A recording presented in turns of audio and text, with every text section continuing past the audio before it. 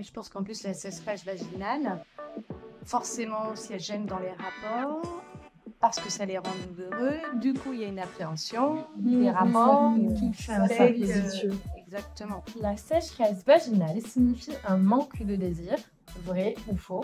Pourquoi? Alors, Non, j'aurais c'est dit faux. non. Oui, faux.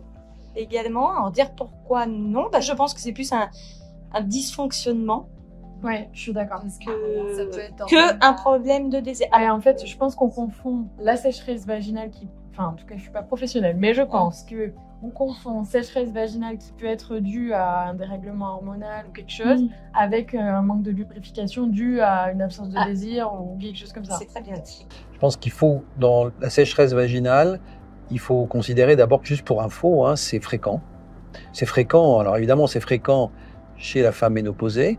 Alors, c'est pas chez toutes les femmes ménopausées, il faut être clair. Hein. C'est une femme sur deux en ménopause présente une sécheresse vaginale. Donc, c'est beaucoup. Mais enfin, si on prend la population globale, dans son ensemble, des femmes depuis la puberté, c'est jusqu'à une femme sur trois. Donc, c'est quand même fréquent. Alors, les causes sont multiples. Alors, en ménopause, c'est une cause purement hormonale. J'ai perdu du temps. Pour ce qui est des autres causes, il y a des causes médicamenteuses, il y a des médicaments qui peuvent induire ce genre de choses, notamment certains psychotropes, mais pas que. Il peut y avoir des états dépressifs, des états de fatigue, il peut y avoir le stress intense qui peut lier, donc lorsqu'on a un travail très compliqué et qu'en situation compliquée dans sa vie personnelle, on peut avoir ce genre de choses. Tout s'en mêle, et donc ça induit des sécheresses vaginales. Ça n'empêche que eh bien, autrement, la vente de lubrifiants et d'humidificateurs, je dirais intimes, serait je veux dire très basse, ce qui n'est pas le cas. Les femmes ressentent du désir et justement, c'est un obstacle parce qu'il y a une sécheresse vaginale. Et effectivement, dans la perception, il peut y avoir une confusion entre la sécheresse vaginale et l'absence de lubrification. Ce sont deux choses totalement différentes.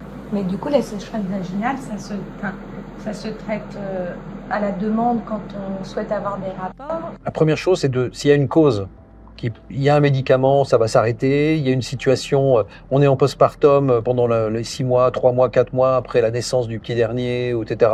Et là, la vie intime est perturbée, notre vie sexuelle est perturbée, etc.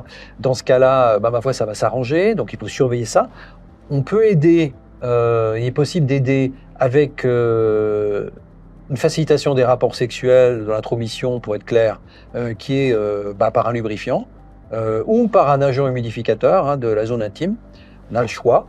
Et si jamais c'est quelque chose qui perdure, comme notamment chez les femmes ménopausées, là, le traitement symptomatique, c'est quoi? C'est de donner un humidificateur, donc s'il y a des gels intimes, donc des gels lavants intimes, contre la sécheresse, avec des agents qui augmentent l'hydratation de la zone intime.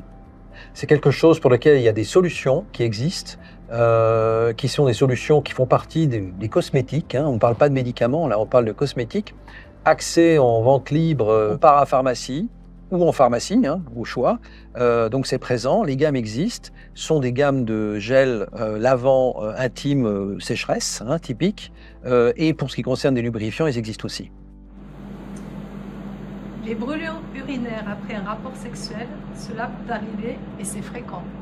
Alors, Je dirais faux, ça peut arriver, mais est-ce que c'est fréquent? Je sais pas si Fréquent, c'est- non. Enfin, moi, je Et pas. non. Je pense que oui, ça arrive. Fréquent, je pense pas que toutes les femmes soient concernées par le sujet. Non, alors toutes les femmes ne sont pas concernées par le sujet, mais globalement c'est assez fréquent, ça dépasse les 10%. Donc c'est pas rien. Donc la cystite, donc les brûlures urinaires après le rapport sexuel. Effectivement, l'absence de lubrification ou la moindre lubrification ou la sécheresse peuvent intervenir. Un rapport un peu violent peut intervenir effectivement dans ce contexte, un peu sauvage, on va dire des choses comme ça. Et la réalité, c'est que l'urètre féminine est courte par rapport à celui de l'homme. Quand il y a une inflammation locale liée effectivement à un rapport sexuel qui peut se prolonger ou un rapport sexuel qui peut être sauvage, etc., il se peut qu'il y ait des bactéries présentes à la surface de la vulve qui se trouvent par l'action propulser, si je puis dire, dans l'urètre. Et à ce moment-là, elle est colonisée à rebours du fait de la courte longueur de l'urètre féminin. Donc elle est colonisée la vessie. Et c'est ce qui provoque cette notion de brûlure mictionnelle, de brûlure urinaire, qui survient en général dans les heures qui suivent le rapport sexuel. Donc là, il y a des solutions pour limiter cela. Si jamais on sent que ça commence à venir, c'est la femme sent que ça commence à venir, ça commence à gêner un peu, etc. Il faut surtout ne pas hésiter et se boire 1,5 bon litre d'eau pour faire la vidange. Lubrifier en amont. Alors lubrification bien sûr, hein, donc ça, limiter la sécheresse. Autre solution, uriner immédiatement après le rapport sexuel. Alors est-ce qu'on ne recommande pas quand même, on fait naturellement ça, mais de se nettoyer après un rapport sexuel? Bien sûr que si. Avec un nettoyage, comme on dit aux petites filles, dans le bon sens. C'est-à-dire d'avant en arrière et pas d'arrière en avant. Voilà.